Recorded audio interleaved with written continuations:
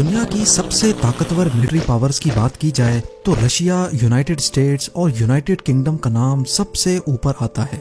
یہ تینوں کنٹریز نہ صرف ملٹری میں سب سے اوپر ہیں بلکہ اکنامی اور ٹیکنالوجی میں بھی باقی پوری دنیا سے چند قدم آگے ہی رہتی ہیں۔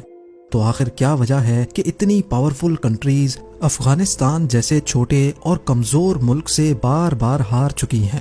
افغانستان میں ایسا کون سا راز چھپا ہے کہ یہاں سے دنیا کی طاقتیں الٹے پاؤں بھاگنے پر مجبور ہو جاتی ہیں؟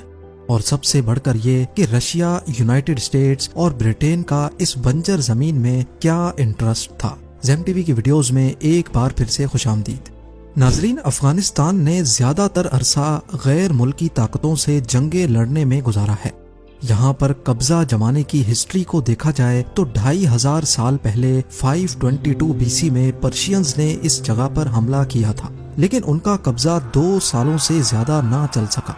اس کے بعد 330 BC میں الیگزینڈر، جس نے آدھی سے زیادہ دنیا پر قبضہ کیا تھا، اس نے بھی افغانستان پہ حملہ کیا، لیکن وہ بھی 7 سالوں سے زیادہ یہاں اپنی حکومت نہیں جما سکا۔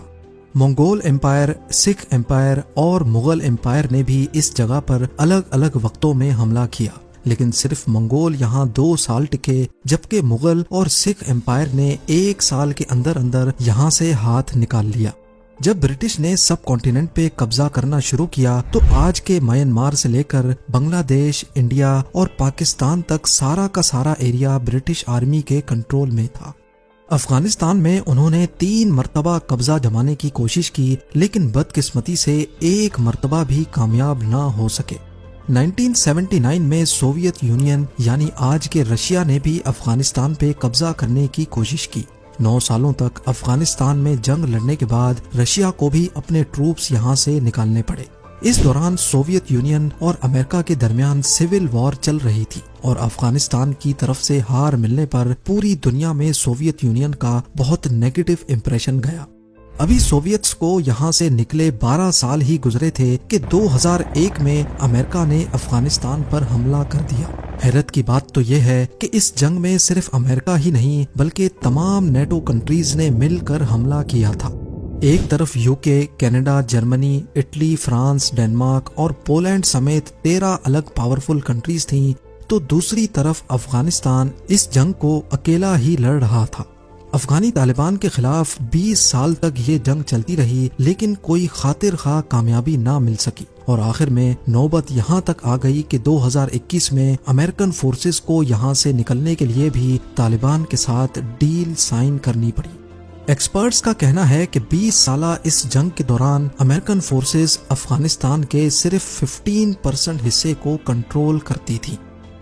افغانستان کا ٹوٹل ایریا فرانس سے تھوڑا بڑا، جبکہ اس کی پاپولیشن US اسٹیٹ کیلیفورنیا سے بھی کم ہے۔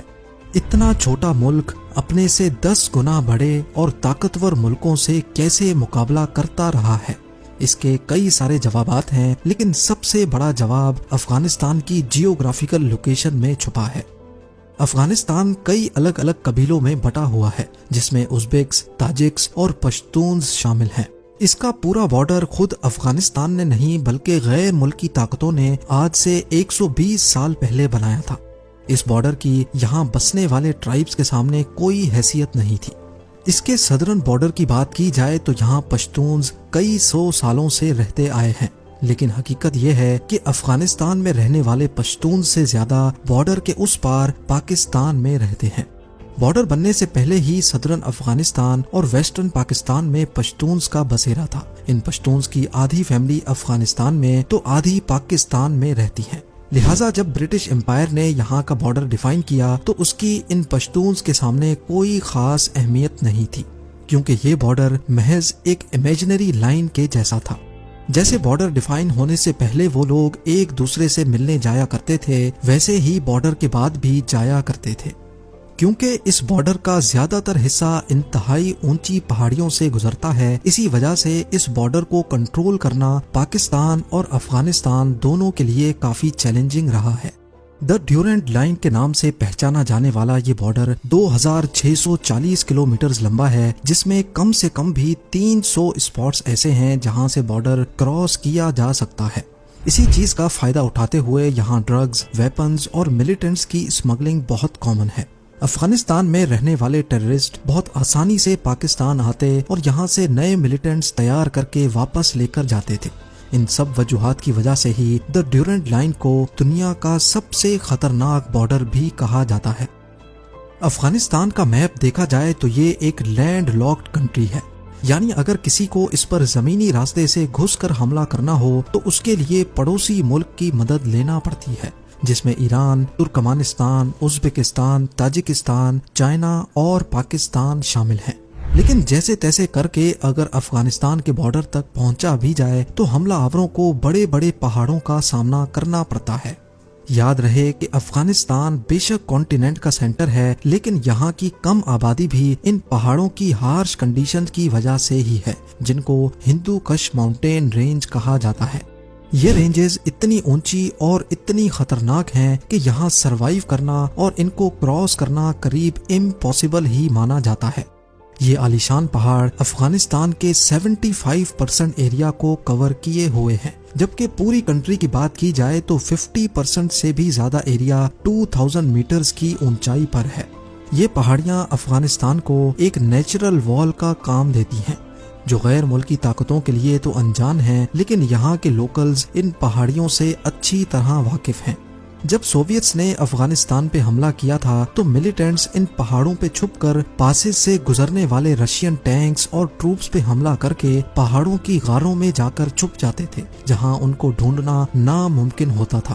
کئی بار تو ملیٹنٹس پورے پاسز اور روڈز کو بھی اڑا دیتے تھے، جس سے رشینز کئی مہینوں تک آگے نہیں بڑھ پاتے تھے۔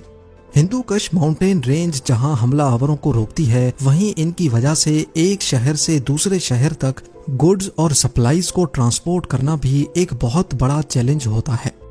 یہاں درجنوں ویلیز ہیں جن میں الگ الگ ٹرائبز بستے ہیں۔ مشکل ترین پہاڑی راستوں کی وجہ سے زیادہ تر ٹرائبز کا آپس میں بھی کنیکشن نہیں ہے، کیونکہ ایک ویلی سے دوسری ویلی تک جانا بہت ہی مشکل ہے۔ اسی وجہ سے ان ٹرائبز نے ویلیز کے بیچ میں ہی اپنی الگ دنیا بسا رکھی ہے۔ ان کے اپنے اپنے قانون ہیں اور زیادہ تر ٹرائبز اپنی سیکیورٹی بھی خود ہی کرتے ہیں۔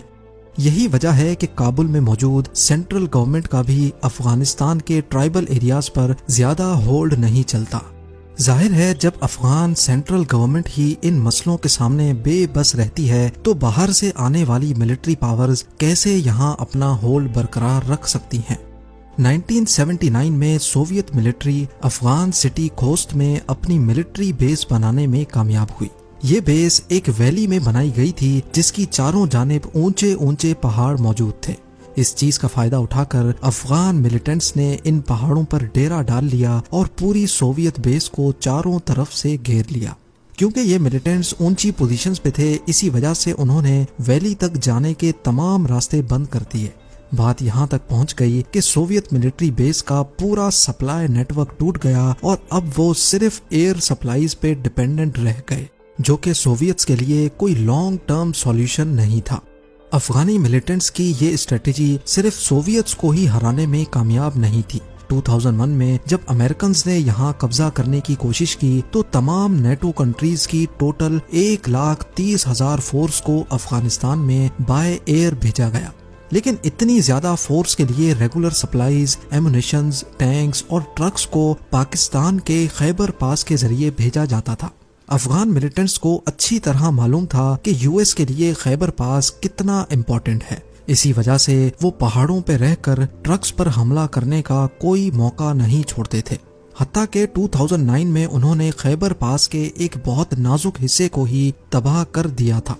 جب ان کو امریکن فورسز کی طرف سے جوابی حملے کا سامنا کرنا پڑتا تو وہ بڑی آسانی سے بارڈر کراس کر کے پاکستان آتے اور نیٹو کنٹینرز کو خیبر پاس انٹر ہونے سے پہلے ہی جلا دیتے تھے۔ نیٹو فورسز نے افغانستان میں ٹیررسٹ کو ختم کرنے کے لیے افغانستان گورنمنٹ کی مدد بھی لی اور وہاں کے کئی لوکلز کو بھی اس جنگ میں حصے دار بنایا۔ بے شک کئی مقامات پر ان کو کامیابی بھی ملی، لیکن پوری 20 سالہ جنگ کا اگر نچوڑ نکالا جائے تو یو ایس صرف 15% افغانستان کو ہولڈ کرتا تھا۔ ایک ایسٹیمیٹ کے مطابق یو ایس نے افغانستان ملٹری آپریشن میں ٹوٹل $2.3 ٹریلین بہا دیے۔ یعنی صرف ایک دن میں امریکہ اپنی فورسز پہ $300 ملین خرچ کرتا تھا۔ اتنی زیادہ رقم خرچ کرنے کے بعد بھی جب 85% ایریا میں طالبان کا ہولڈ برقرار تھا تو یو ایس نے یہاں سے نکلنے میں ہی اپنی بہتری سمجھی۔ اب یہ بات تو ہم سب کو سمجھ آ گئی کہ افغانستان کی ڈینجرس پہاڑیاں، اس میں موجود ان گنت سیکرٹ غاریں اور یہاں کے آئسولیٹڈ ٹرائبل ایریاز کی وجہ سے ہی غیر ملکی طاقتیں یہاں زیادہ دیر تک نہیں ٹک سکتی۔ لیکن آخر گھوم پھر کر ہر کوئی افغانستان کو ہی کنٹرول کیوں کرنا چاہتا ہے؟ اس بات کا جواب بھی ہمیں افغانستان کی جیوگرافیکل لوکیشن میں ہی ملتا ہے۔ یہ ایشیا کا سینٹر ہے جس کو ہارٹ آف ایشیا بھی کہا جاتا ہے۔ سینٹرل ایشیا، ساؤتھ ایشیا اور مڈل ایسٹ میں کنیکٹیویٹی بنائے رکھنے کے لیے بہت ضروری ہے کہ افغانستان کے معاملات کنٹرول میں ہوں۔ اب ظاہر ہے جو بھی افغانستان کو کنٹرول کرے گا وہ اس ریجن کی تمام کنٹریز کے لیے بہت خاص بھی ہوگا۔ یہی وجہ ہے کہ افغانستان میں جب بھی کوئی پاور اپنا ہولڈ بنانا چاہتی ہے تو دوسری پاور یہاں ملیٹنٹس کو فنڈ کر کے ان کی ہیلپ کر کے اس پاور کو کمزور کرنا چاہتی ہے۔ امید ہے آج کی اس چھوٹی ویڈیو سے آپ کے کئی کانسیپٹس کلیئر ہو چکے ہوں گے۔ آپ لوگوں کے لائکس اور پیار بھرے کامنٹس کا بے حد شکریہ۔ ملتے ہیں اگلی شاندار ویڈیو میں۔